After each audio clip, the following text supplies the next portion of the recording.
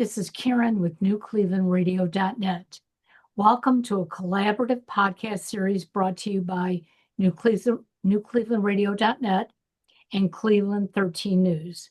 I'm your host, Karen Hale, and I'm honored to share space with extraordinary individuals from Cleveland and beyond who've discovered their purpose, their power to live it out fully while lifting others along the way. Over the past 13 years, podcasting has been more than a career for me. It's been a path to reclaiming my own authenticity.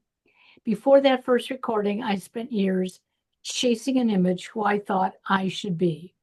But the moment I introduced my very first guest, something shifted. I found my voice, and more importantly, my purpose. This series is about meaningful connections, mutual growth, and the beauty of learning from each other's stories. I'm so glad you are all here. Now let's meet my guest. My guest today is Maxwell Ivey, and I met Maxwell through podmatch.com. Now, I'm not sure I would have met Max anywhere else because we don't live in the same cities and we don't work in the same type of industry, although we both are podcasters and we both offer information to our listeners. However, when I first met Maxwell and I learned that he had lost his sight and he now is advocating for people, not just with his disability. And I'm not always sure that blindness is a full disability because you have so many other abilities along the way. But those of us who don't know how to relate, we aren't helping these individuals and we're not helping ourselves. So Maxwell, talk to me about what we can do as individuals to be more encompassing, to provide you with the assistance that you may need, and teach us along the way. Welcome. Well, thank you, Karen. I appreciate you having me back on the podcast. And what you said there at the end about helping ourselves is a message that definitely speaks to me. And I'm sure that we will talk a lot about how people can help those with disabilities and at the same time help themselves, their organizations, their businesses, or their community at large. So when somebody is applying for a job, right now on applications, there is a list of what they call disabilities, okay? One happens to be diabetes. I'm not sure why that's considered a disability, but obviously it's on the list. Autism, ADHD, obviously other things like hearing impaired, sight impaired. Okay, those two right there, I can totally understand because there are certain accommodations.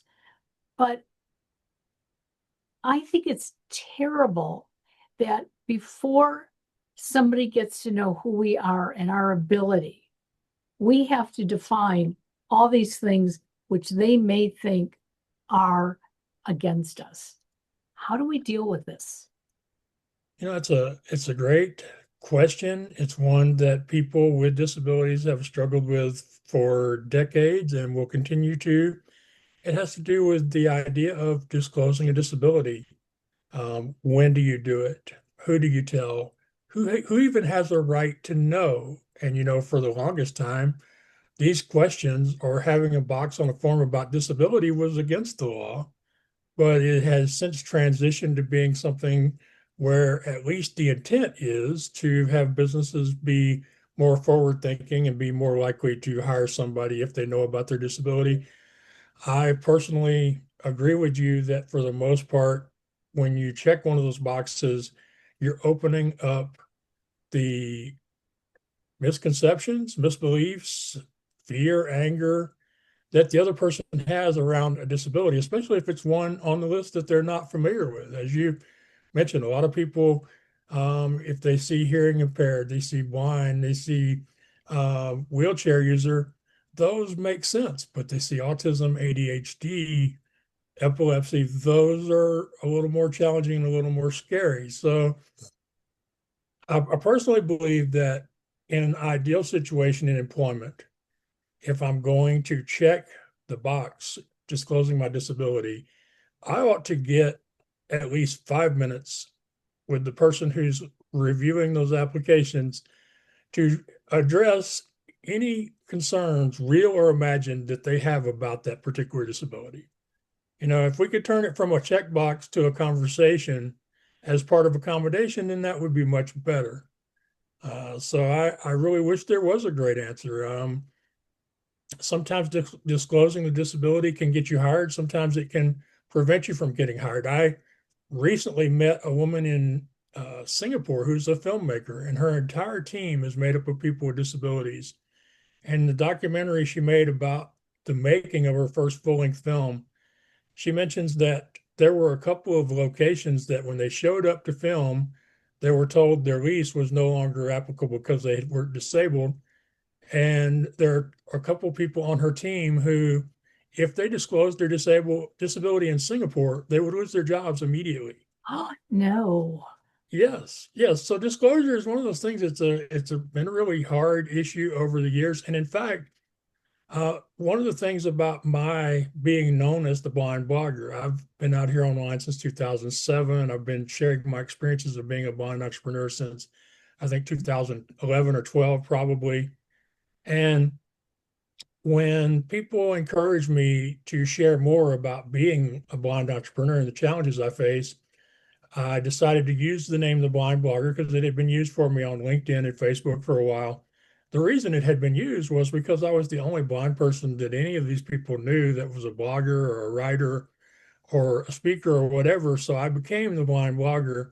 And then when more and more people started getting on the internet, my website was theblindblogger.net.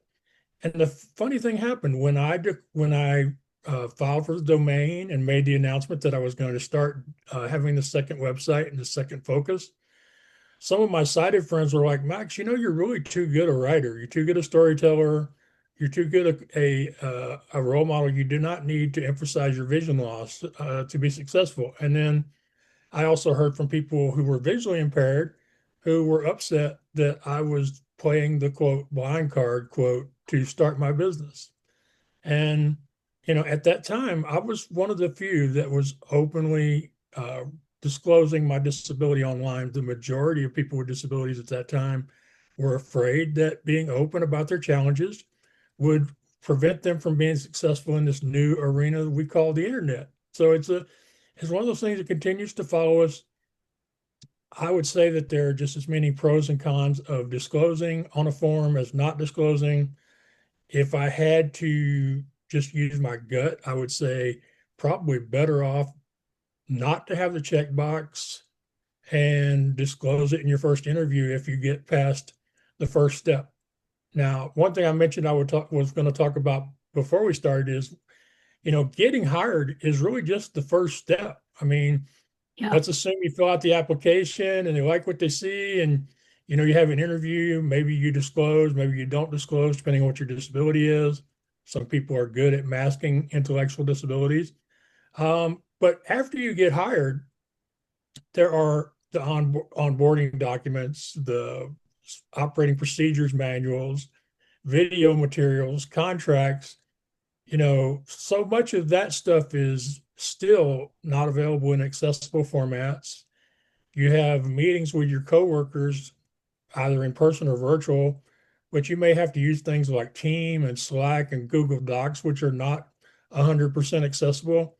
And then some people have their own challenges with being on Zoom, even. Some people who are on the autism spectrum or who have epilepsy, or some people with hearing disability, they have difficulty using the automated transcription option that we have in Zoom and Google Meet. So there are so many challenges. And then, of course, becoming part of a team, having people see you as an individual, that's very challenging from both sides of that conversation.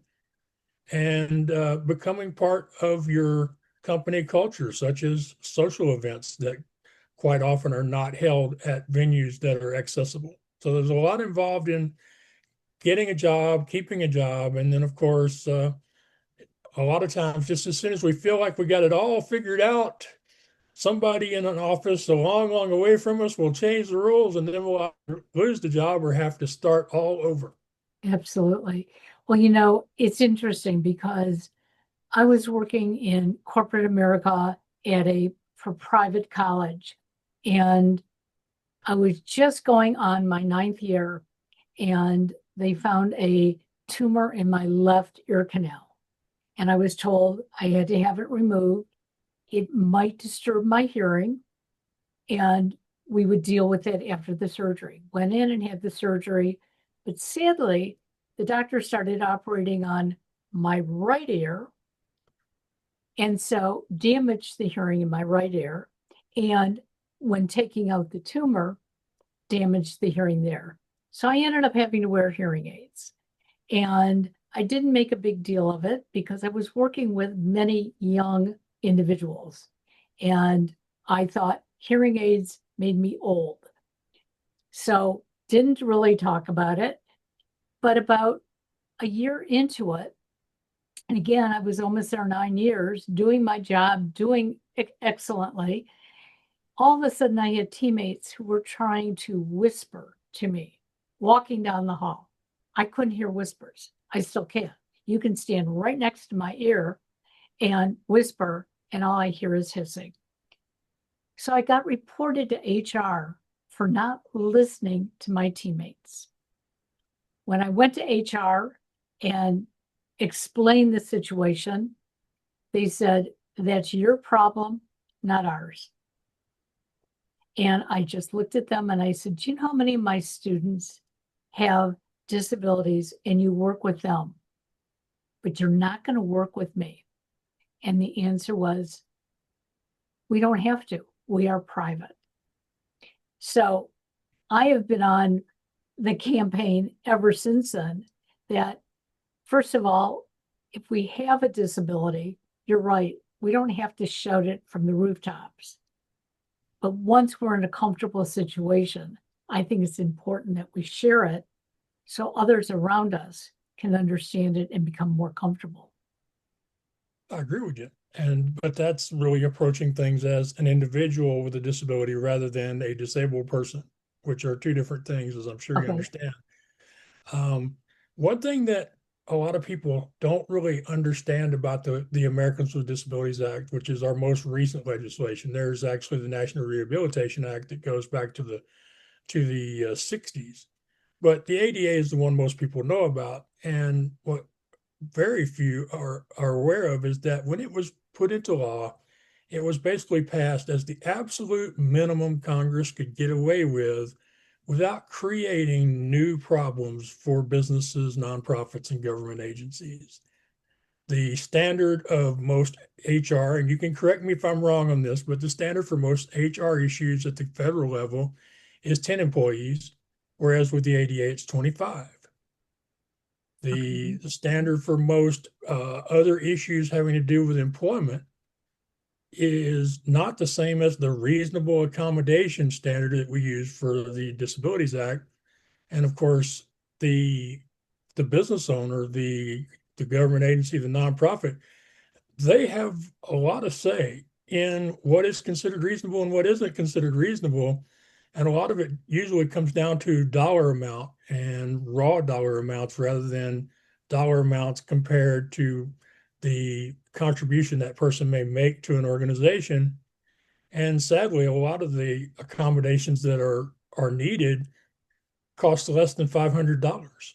So, you're talking about relatively small investments in most cases for accommodation, but that's the standard. The other thing is they specifically stated in the law that they would not be creating a new protected class for disability.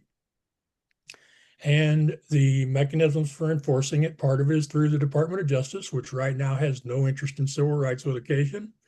And part of it is through private lawsuits. But the private lawsuit side of the ADA, there's a cap on what you can win. There's a cap on how much an attorney can bill in fees. Basically, the only people who can afford to bring ADA lawsuits are sole entrepreneurs, people or nonprofit organizations, people who have a passion for accessibility and don't need to make it a financially sustaining profession in order to keep doing it. So there's a lot of things that make the ADA less than it could be. Even the fact that it took the first 20 years before it was made clear that the ADA applies to the internet, something companies and some government regulators still argue is not the case, but it's pretty much settled now that after 10 years, the ADA does apply to the net. But there are so many places where access is not really protected because we haven't passed any real new laws in a while, like kiosks for the most part are not accessible, especially to the visually impaired or people with neural or motor control issues. A lot of things with screens on them are not required to have access like televisions would. You know, and the other thing most people don't realize is that churches and a large percentage of nonprofits are exempted from the ADA when it comes to in-person access. And recently there was an article about churches about how over 75% of America's places with worship are not accessible even for physical people in wheelchairs, walkers, scooters, etc. But over three-quarters are not because they're not required to be. And in many cases, churches only become accessible due to the work of an individual priest, preacher, reverend, or because they decide to use a church as a polling place. Because once you decide to use a church as a polling place, then it has to be accessible for people in wheelchairs and et cetera. So there's a lot of shortcomings with the Americans with Disabilities Act. There's also still this federal law in the books that allows people to pay someone with a disability less than minimum wage, which you would think after that law was passed in the 30s, you would think after 90 years, they would realize that isn't actually helping anybody get work and they would do away with it. But the federal government continues to refuse to repeal it. So far, I think we're up to 14 states. Tennessee and Oklahoma were the latest ones to say that at least when it comes to inside their state, you can no longer pay a disabled person less than minimum wage. So we have some issues, and some of it's the law itself, some of it's enforcement. And this is why, for me, I've never really been a compliance person because if you think about how long we've had regulations in some form, whether, the Title IV, the lawsuits that have been filed over the years, we still aren't really where we want. If we just think about the internet, depending on who you ask, between 3 and 5% of the internet is completely accessible right now. So let's say it's 5%. So 5% after 10 years that the ADA applies. And so to me, it seems like on the one hand, yes, we need to continue to take advantage of what regulations are there and push for new ones. But at the same time, I think we need to do a better job of showing employers, showing business owners why it's in their best interest to make their business places accessible, to make their websites and apps accessible, and to make their hiring processes and workplaces inclusive, because there are just so many benefits. I mean, just think about how good an employee you were. You were a loyal, dedicated employee that came to work every day to help the disabled students at your private college. And you, of course, didn't see yourself as having a disability, but your hearing definitely changed things with your relationship with that college.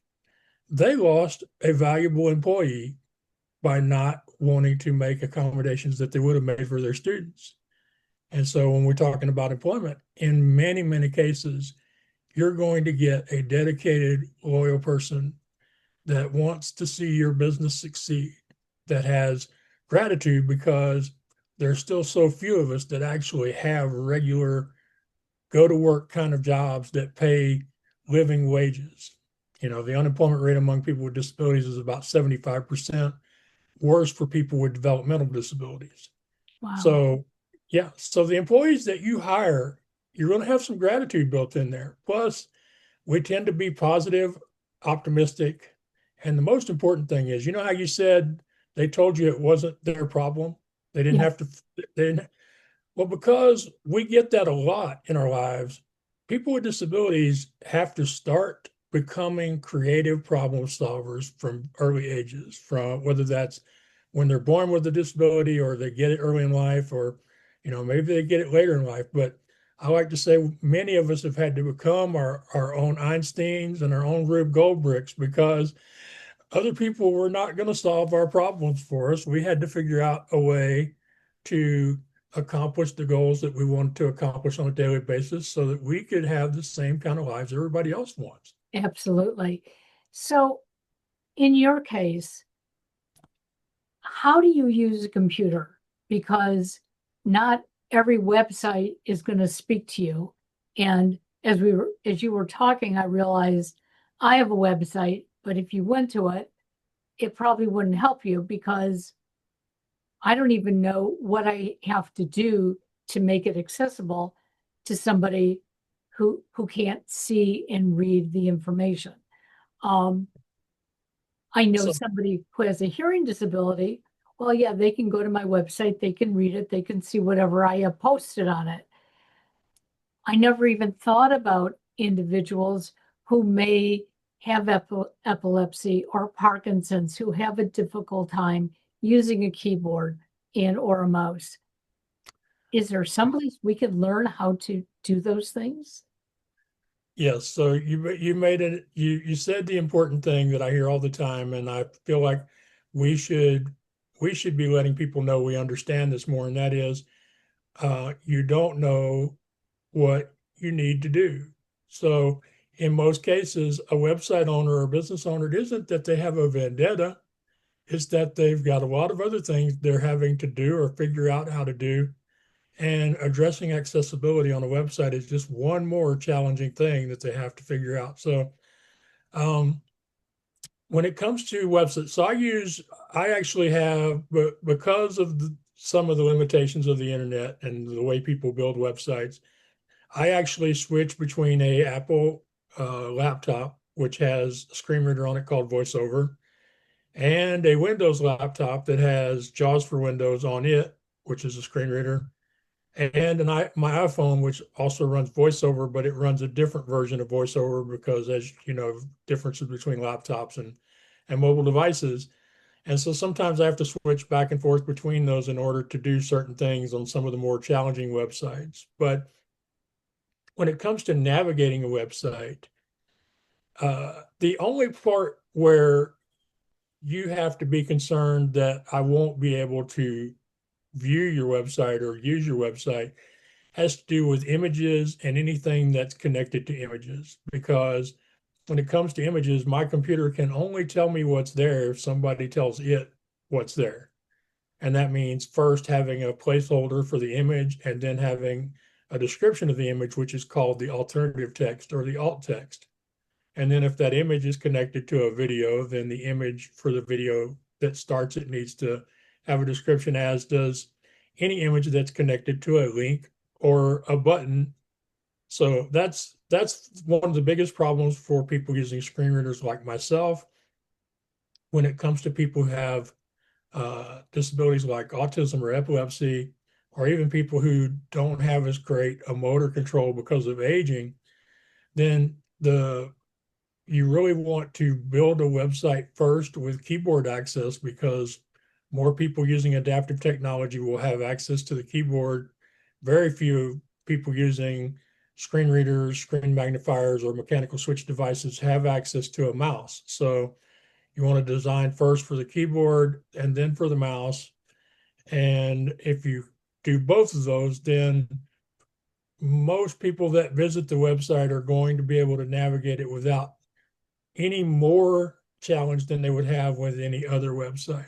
And then, of Okay. course, a few things that I like to talk about when it comes to making a website accessible are not currently in the WCAG, which is Web Content Accessibility Guidelines. But I feel like these are great places to start. And especially when I talk to marketers and designers, they really appreciate this as a starting point rather than the individual technical things you want to do. So I have four things I've already talked about one of them, which is start with keyboard navigation and then add mouse, hover, and other options. Two is use a simple website design, because the more complicated items you add to a website, the more likely you are to create an accessibility issue. Even some of the simple things like modals, those things that pop up and ask you for your email address when you Yeah. first get to somebody's website, those can be traps you can only get out of by closing your browser or closing that website. So the simple design is best. A minimalist approach is also best. So if there's text, headings, images, links, if there's anything that doesn't need to be on your homepage, consider moving it to a secondary page. If there's something that doesn't really provide information or add value, then consider removing it from the website altogether, because it takes somebody like me longer to navigate a website and learn where everything is than it does for somebody who's able-bodied. So the less information on the homepage, the less information on each other page, the better things are. So that's, like I say, a minimalist approach. And then the fourth thing, which I usually talk about first, but I got a little ahead of myself on the alt text, is to make the most important thing the most important thing. Because if you focus on the main reason for having your website, what you want people to desire to do when they visit your website, and create a path that is as straight and as smooth as possible from the homepage to getting information or evaluating available products to putting things in a cart or scheduling a pre-interview call to uh, clicking to check out to entering your card information to finishing a purchase. So if, for example, your thing is selling movie tickets, then the the very first thing I should be able to find is a search engine or a list of the available movies, concerts, whatever, and I should be able to click that, get text-based answers as to what most anybody going to see it would want to know, and then be able to quickly move to making a purchase or reserving a ticket or giving you my information for your email list. So the less stuff on the page, the more you focus on the most important purpose of your website, the better. And for a lot of people with a podcast, that's getting people to your latest episode or getting them to sign up to your mailing list. Right. For coaches, it's getting people to an exploratory call usually, or getting them to the place where they can buy your book or your courses or your merchandise. So just look at the space between the very first part of your home screen, the upper left corner, and then ask yourself, if you came here, how long would it take you to get to the point where you've actually made a purchase, signed up for your email list, booked a call, whatever it is your goal is, and then see what you can remove. So make the most important thing the most important thing. Keyboard navigation first, simplistic design, minimalist approach. Those are things that anybody can do, whether they know the first thing about accessibility. And it's a case where improving the user experience improves accessibility. And then as far as some beginning things you can do that are specific to access, you can make sure that you have a good heading structure, because headings allow people using adaptive technology to navigate your information more quickly. They can jump through information and across information that they decide that they don't really need. Making sure all your buttons, links have clearly identified labels that tell people where they're going to go if they click on them. Making sure that your checkout process, your email sign up, that the final button, the one that'll make them really mad if it doesn't work, make sure that final button works. And of course, the most important thing you can do is visit your own website, Yeah. try your own forms, and then of course, if you want a little more help, there's a couple of things you can do beyond what I've just told you today. There are a couple of free website checkers out there. There's Waves, which is nonprofit and completely free, and they will not try to sell you anything.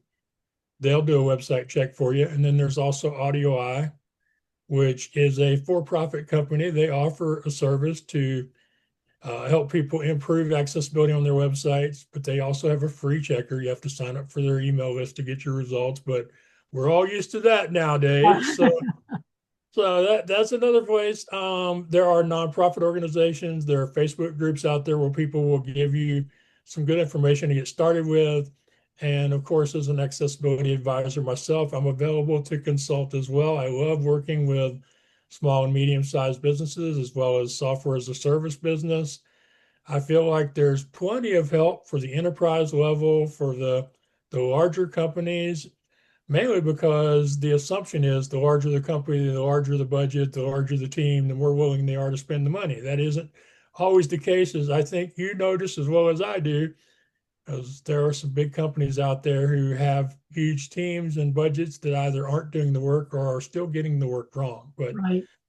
But I prefer working with the small business owners, helping them compete, giving them a competitive advantage by helping them make sure that their products, services, and all their content is accessible. And that's another thing that we really need to work on is, oh, there's more and more people who are addressing accessibility on their websites. But nowadays your website is just a small part of your online presence. There's your if you have a blog, there's a blog, there's your social media content. You may have an email newsletter. You may have a newsletter through Substack or LinkedIn, like I do on LinkedIn. And so trying to help people understand that all these places have their own accessibility challenges and they need to address their entire online platform.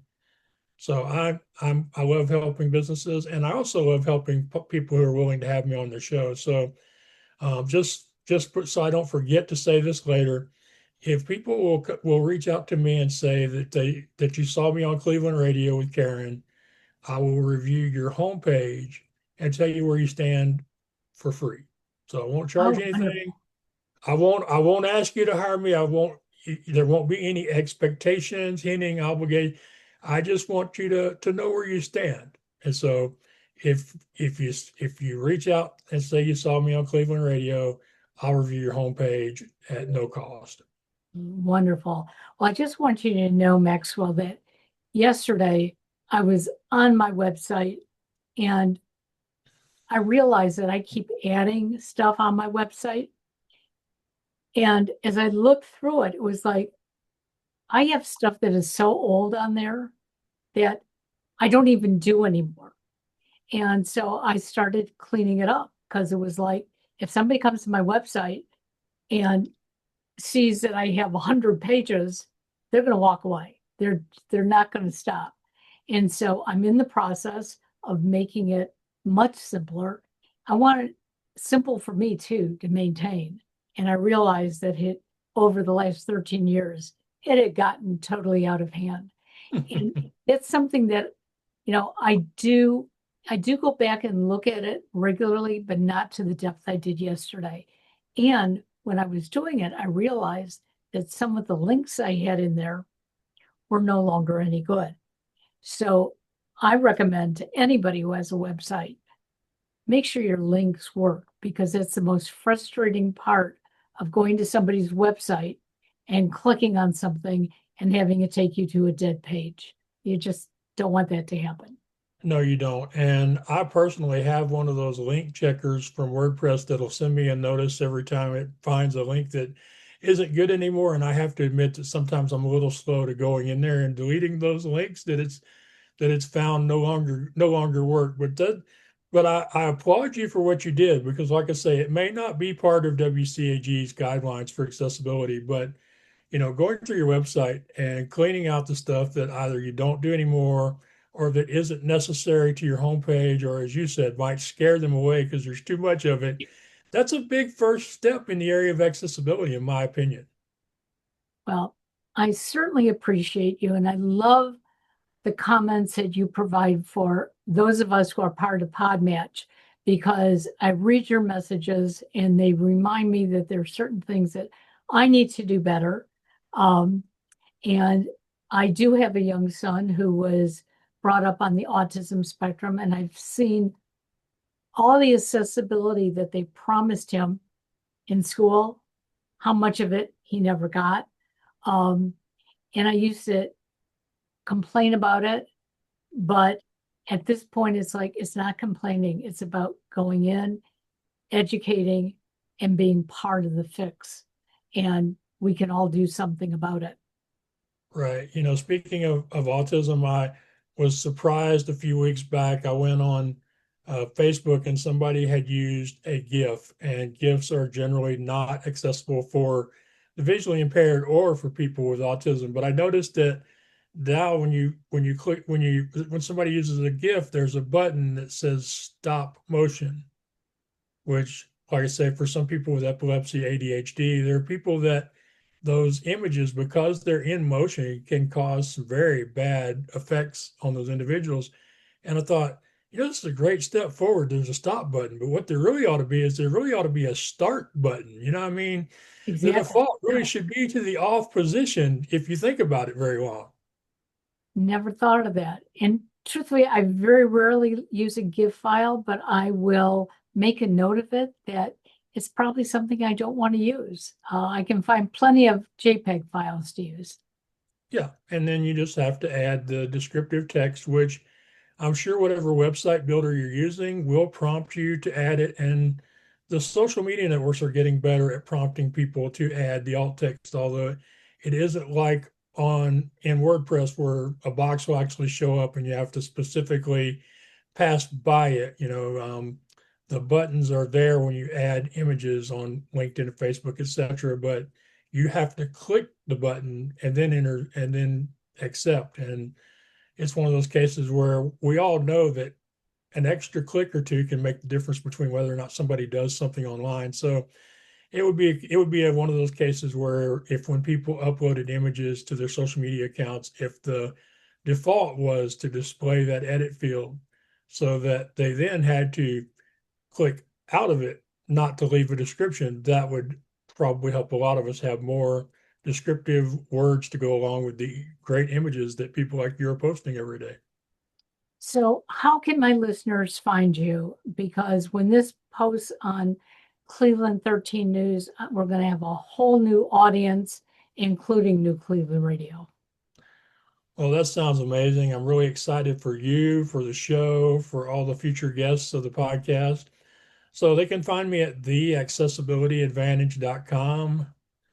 That's theaccessibilityadvantage.com. I'm also Maxwell Ivey on LinkedIn, which is my primary social media place. So those would be the two places where they can find me. And do please feel free to reach out. I'm not one of those people that you have to be ready to hire, book, or buy something from, just to have a conversation with. And I've had way too many experiences in my lifetime where great things happened because I had a conversation with somebody without an agenda or a script. So I do hope y'all will come visit the website and drop me an email. We definitely will, and I will continue to follow you on Podmatch as well. Well, Have thank a you so much. wonderful day. You Thank you, too. Maxwell. Bye-bye now.